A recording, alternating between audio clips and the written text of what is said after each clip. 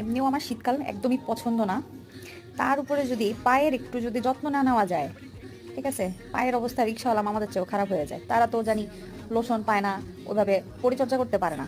আর যাদের বাচ্চা আছে, যেসব মেয়েদের বাচ্চা আছে আমার মতো, ঠিক আছে, যারা বাথরুমে যাওয়ারও সময় পান না, সেই অপশনটুকু নাই, এই শীতকালে তাদের পায়ের অবস্থা যে কি হয়, এটা এটার ভুক্তভোগী হচ্ছে আমি, বা আমার মতো যারা আছেন তারা। দেখেন পায়ের অবস্থা, আরে আল্লাহ।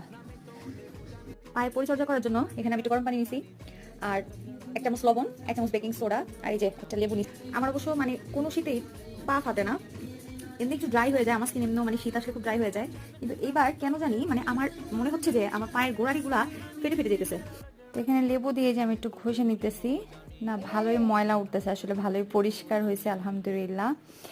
আর এখানে আমি একটা ফুড ক্রিম ইউজ করতেছি, তো ওইটা দিয়ে আমার এই যে আজকের মতো পায়ের যত্ন